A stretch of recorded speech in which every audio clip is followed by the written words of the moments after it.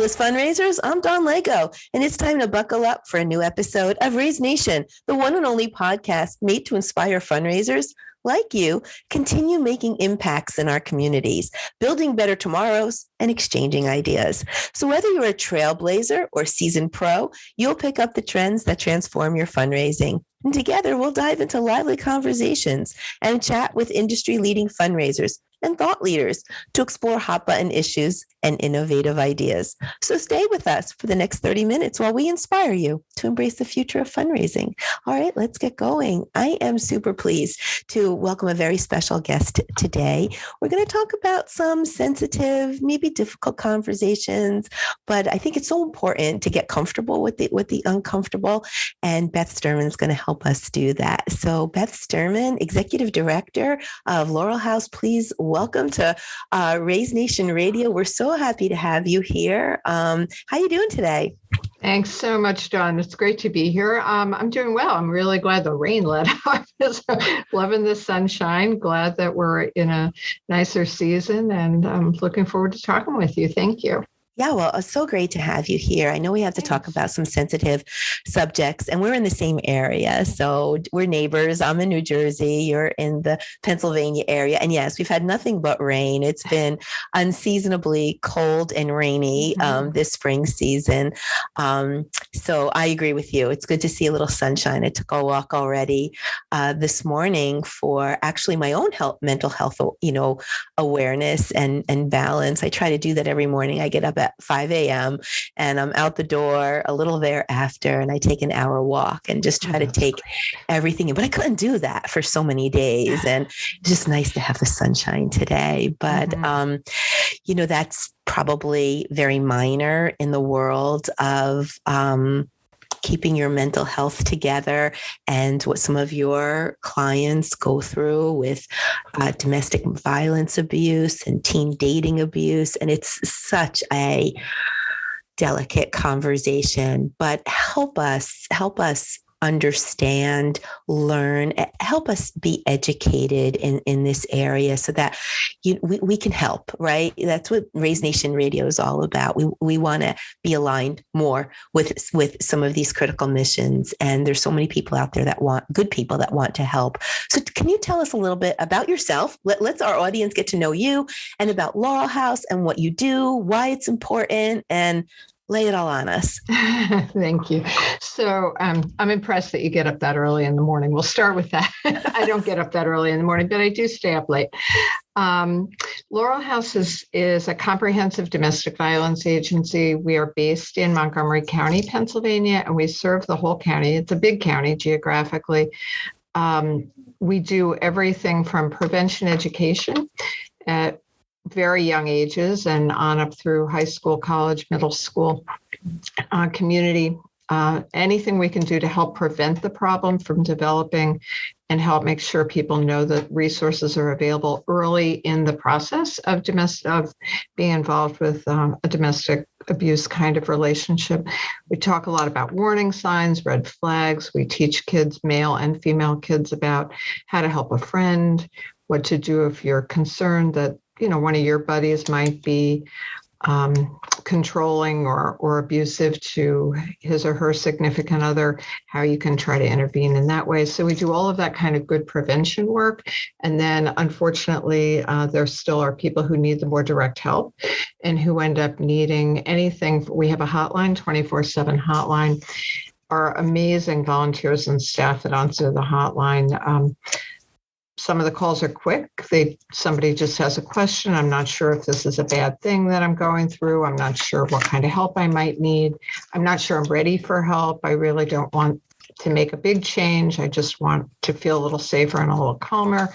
Or, it could be a very long conversation where somebody's really walking the caller through safety planning, how to plan to get out at a time when it's going to be safest to get out, how to make plans for your children to get out, I was just reading something about safety planning for your pet, because a lot of times leaving a pet behind is one of the hardest challenges for someone who needs to leave a domestic abuse situation.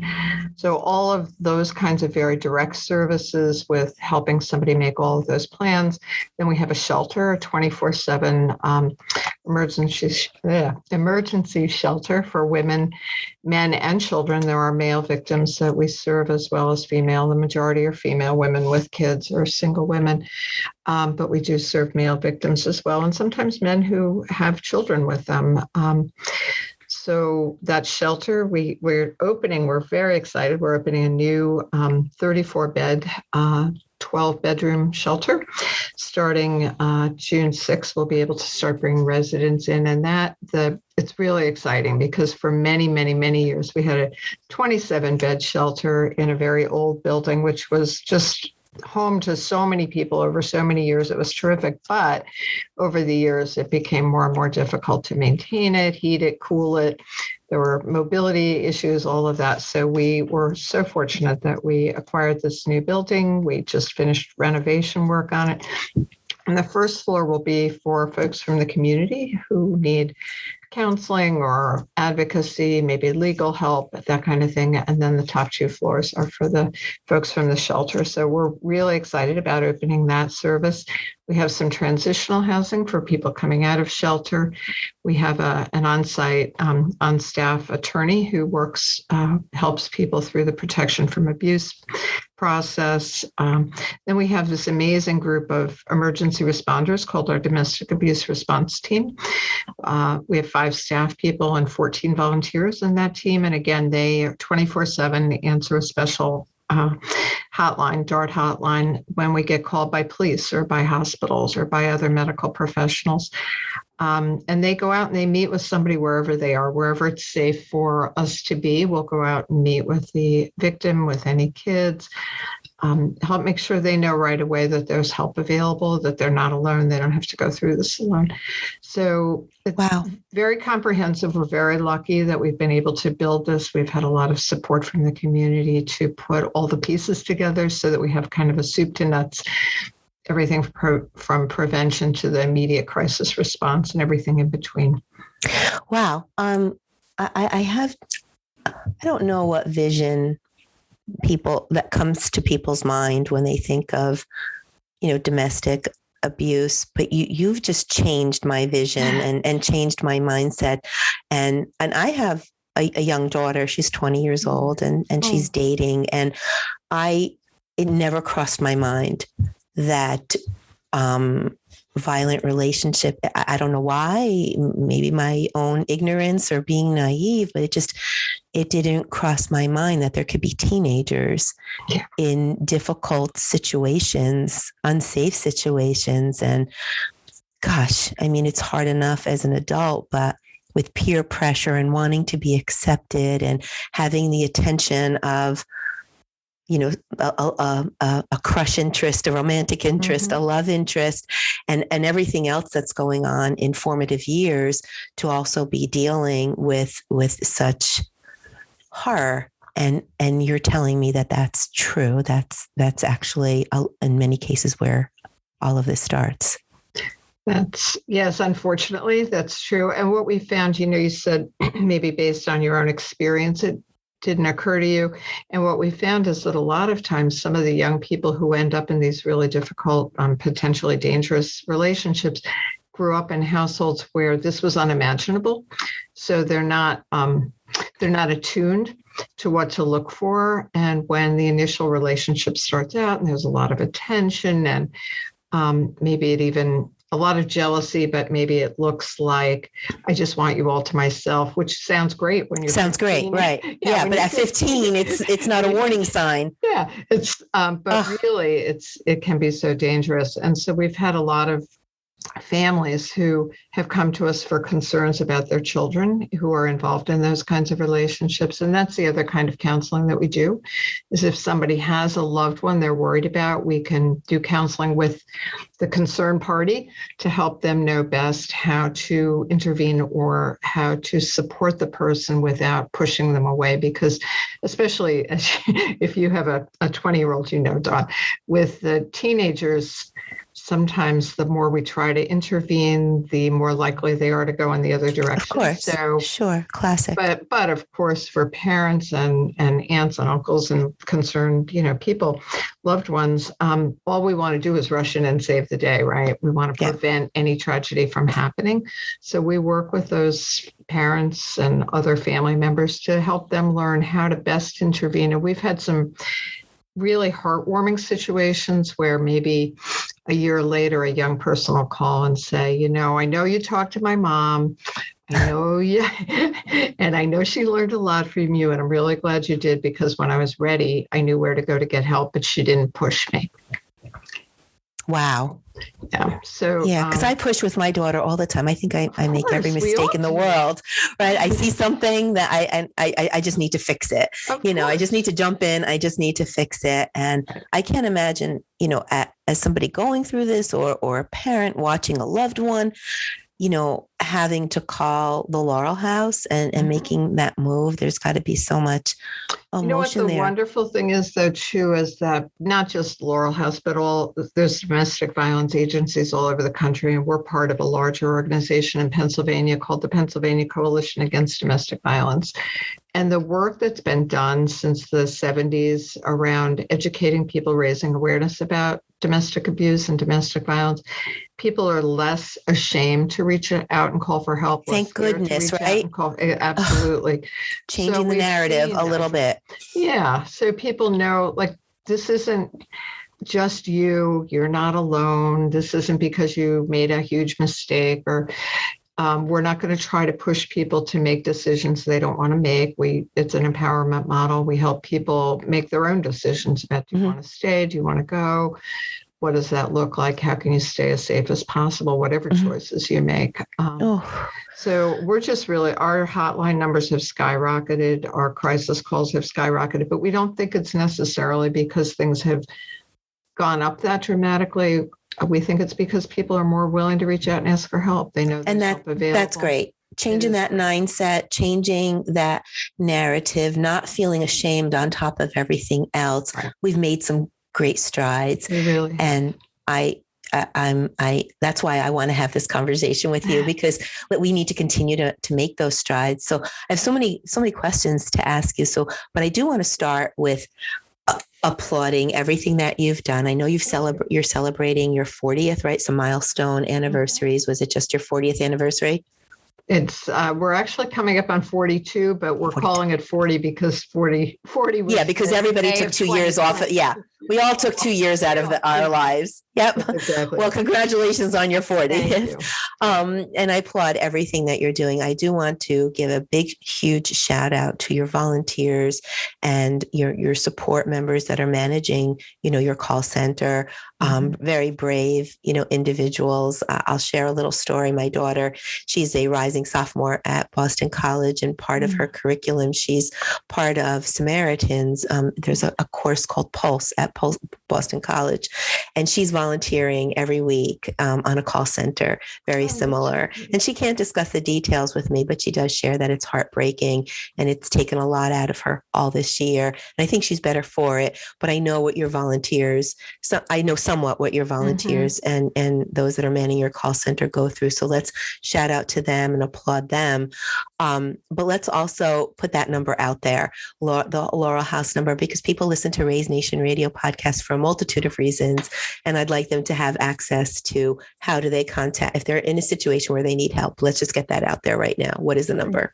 Great. Thank you. It's 1-800-642-3152. 642-3152. And that's correct. Toll free 800. Toll free 24/7. Call if you want help. Call if you're concerned about someone else who you think might need some help. Call if you just want to run something by. And we had one woman, it was really great. she had left her husband, father of her children, and she called almost every night for several months because she said, I was so afraid after I put the kids to bed that I would weaken and go back to it was a very dangerous situation. So she called every night just to talk to somebody until she felt tired enough to go back to sleep herself. Oh my God. Oh my God. Now she's one of our volunteers. Really? Mm-hmm. Well, there's a success story It's for really you. great. I mean, sometimes you just need you second guess yourself sometimes in decisions, especially as one as, delicate and emotional as, leaving your spouse and the father of your children. And thank God Laurel House was there. So I'm glad we got that number out there. And let's talk about warning signs because you mentioned them. I don't know what they are. And I mentioned to you that I probably would make all the mistakes in the world as a mom if I saw my daughter going through something. So I'd love to hear, would you mind sharing some of those warning signs so that people are a little bit more educated? What we see, most people, we always say, most people don't start out on the first date putting their worst foot forward. It's gradual, right? So things that start out looking really romantic, and a lot of it's a gradual building of isolation. So a lot of it is, oh, honey, do we really have to, spend the weekend with your friends? I really just love it when it's just the two of us, which sounds really great, not just when you're a teenager, but, for folks who are older as well. It sounds wonderful. Oh, he just really, or she, they just really want all my attention. Or they really want to give me all their attention. And so gradually what happens, and this is one of the biggest warning signs, is this isolation builds up. And then there might be something, criticizing what somebody's wearing, controlling who they're going to see, checking up on them. Hey, call me when you get to the grocery store. Send me a picture of where you are.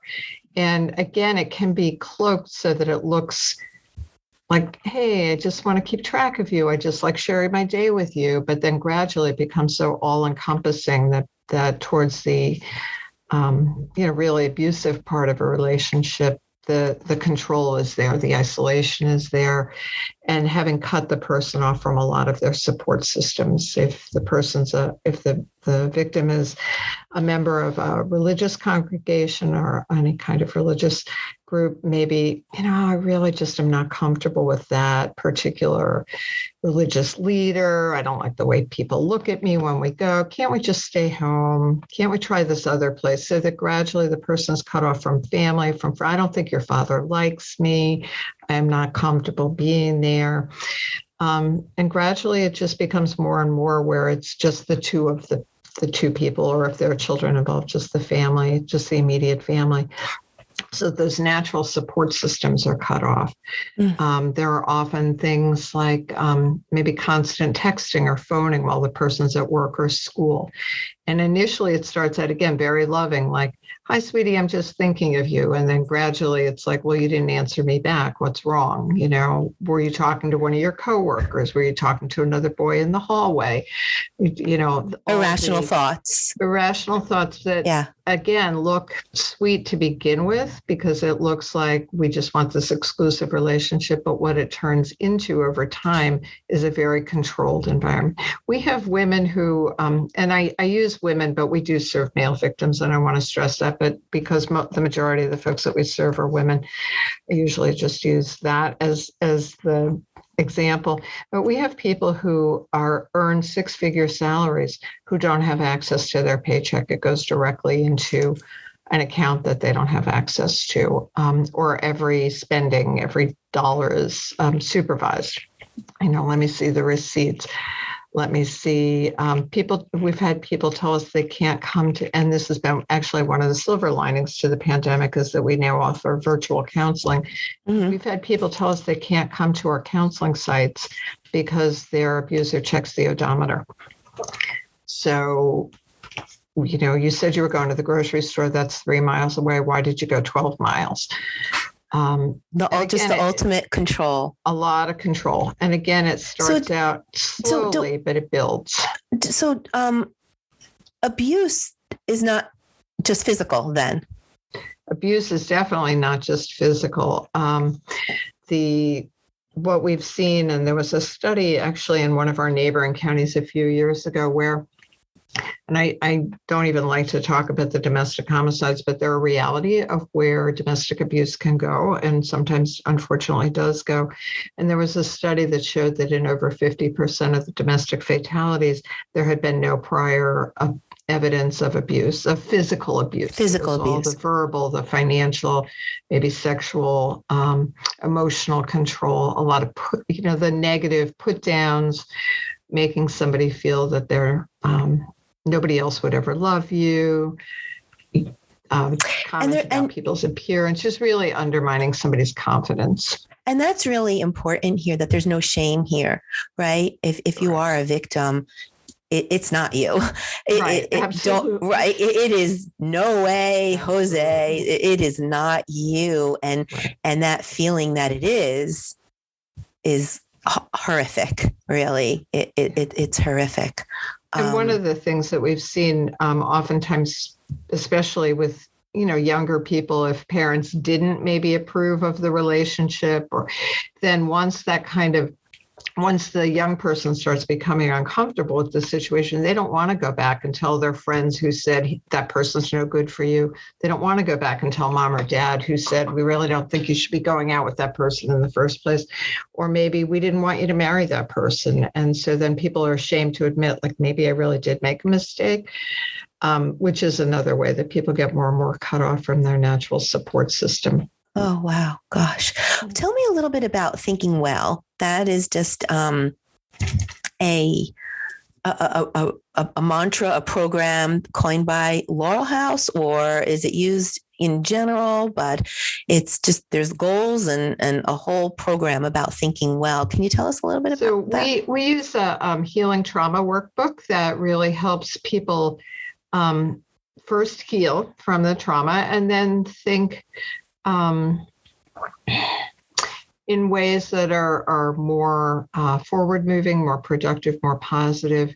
But they have to go through the healing trauma piece first. People can't just shift their perspective and go from...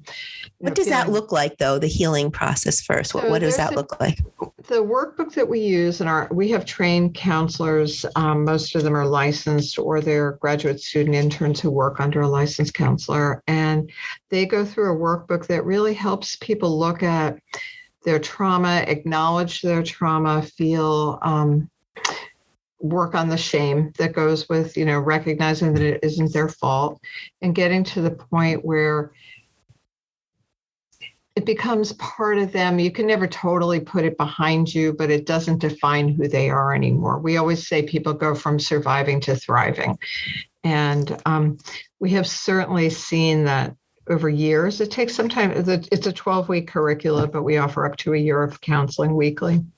Once people have completed that curricula, they can stick with their counselor, really go through a whole process now that they've started to heal, really go through a whole process of moving forward, putting together a healthy foundation for themselves, and if there are children involved, for their children.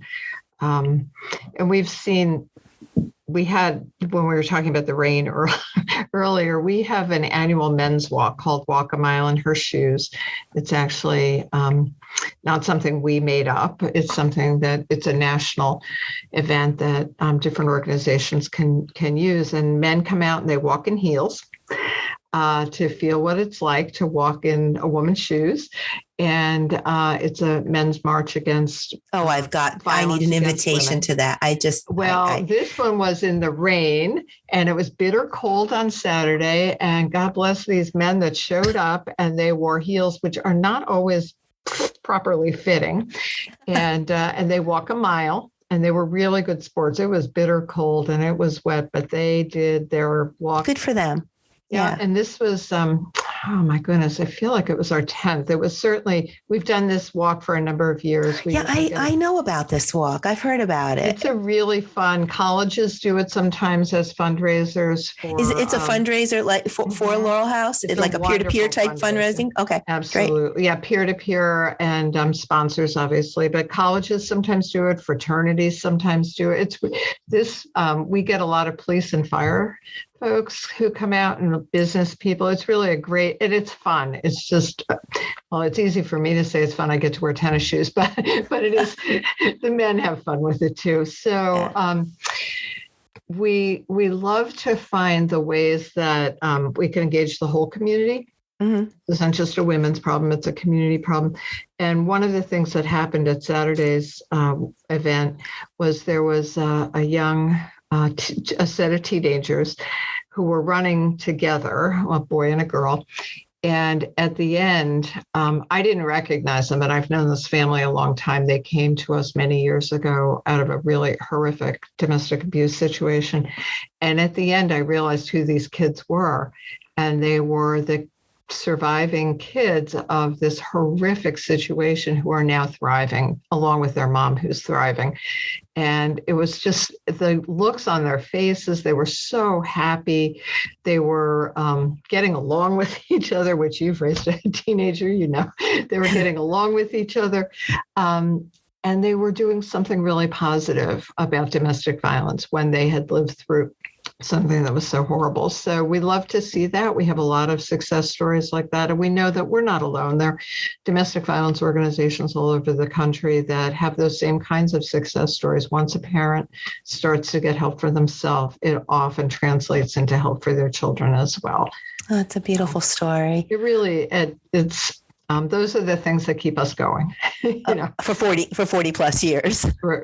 Absolutely. And on the days when you get those really heartbreaking calls, like you talked about that your daughter has experienced, but when you're on the other side of it and you get to see where some of those heartbreaking calls lead to, it's really positive outcomes. And you get, that's why we do the work that we do. Yeah. I mean, I can't express my gratitude enough. I have a family member who is going through a horrific situation, obviously to protect my family. You know, I'm not going to dive into names and things like that, but she almost lost her life just recently.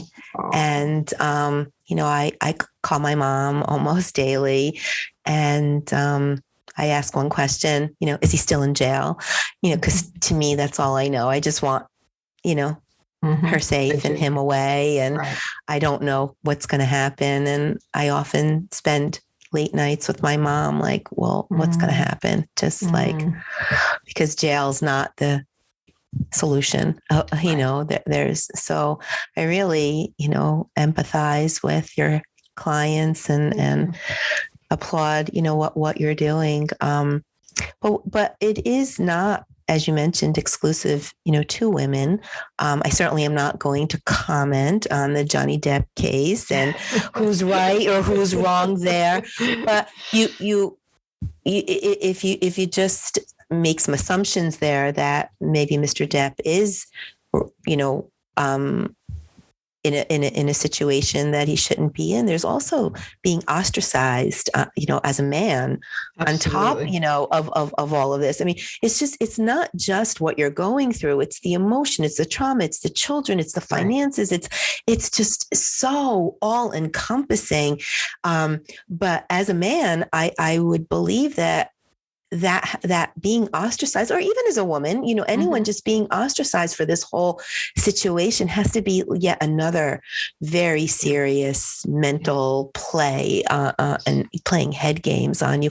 It must be hard for a man to come forward. Yeah, I think, again, I agree. It is absolutely. And I've worked in this field a long time, even before I came to Laurel House. The first nonprofit job I ever had was a secretary in a domestic violence day program, and that was in the 70s. And so I've seen the changes, thankfully, in not just in men being more willing to come forward, but in police departments and hospitals and emergency responders being more aware that domestic violence can happen to men, and not minimizing that, or, you know, because back in the day, sometimes an officer was, oh, come on, you let that little lady push you around, you know, come on now, big old man like you. And I think we've done a lot of, not just we, but domestic violence advocates across the country have done a lot of good educational work with law enforcement and with medical professionals, other responders, to really encourage them to take it seriously if someone reports that they're being abused, and to really help get that person connected to resources as well. So we've definitely seen over the last several years an increase in the number of men that reach out for help, and which we're really grateful for. And the women, when we have co-ed support groups where it's really great to just watch how the men and women who are all, victims turning into survivors, support each other regardless of whether they're male or female. Wow, you do so much at the Laurel House. I've had the chance to peruse your website. You've shared a lot, today, but I imagine it takes a massive amount of funds to keep, new buildings and 24/7 support. And it has to take, massive funds. So we have people that are listening. That's great. What do you need? How can one be involved, whether they have deep pockets or not? I'm sure there's different ways to help and to get involved. So can you lay those out for us? Sure. What do you need and how can people get involved? Sure. Thank you so much. We have, as you said, a variety of needs, a variety of ways people can help. Everything from volunteering. We have a wish list that we update every month. It's on our website, of things like cleaning supplies and different seasonal new clothing, bedding, things like that, personal care items. So for groups that want to do a collection, that's always something that people can do. And then we have lots of events at different price points and different kinds of things that would appeal to different people. People are always welcome to support those events financially and also by attending and participating, or by volunteering to help put the events together. And then we have a Donate Now button on our website.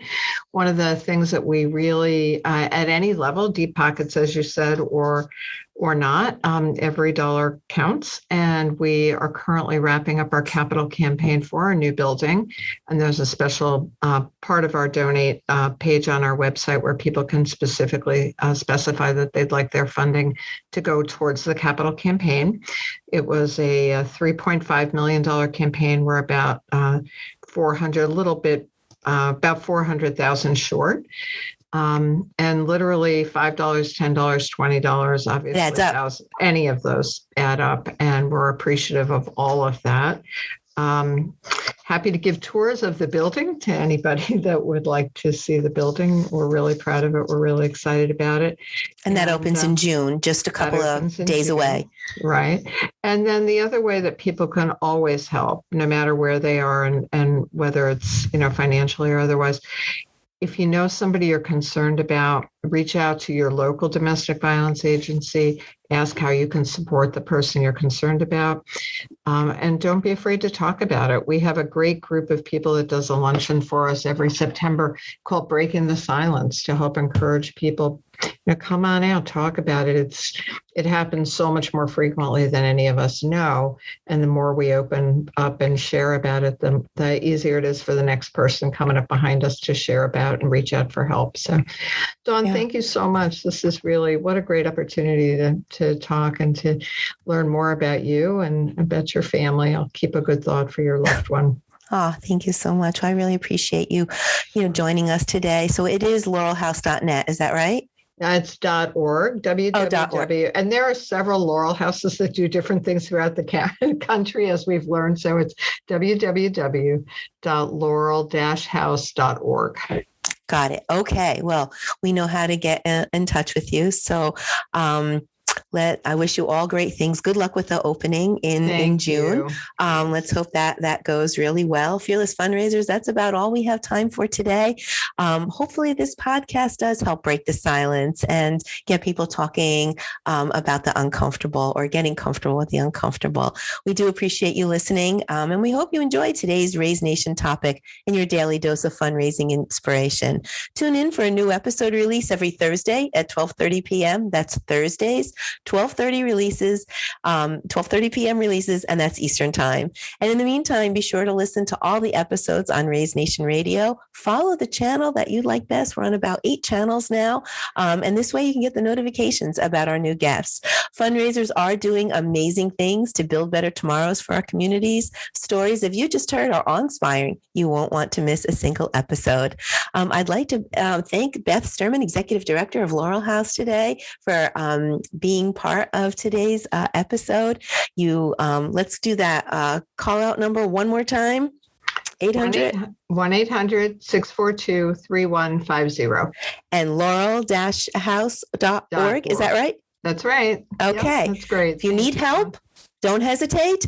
If you just want more information or want to get involved, Beth and her team was out there.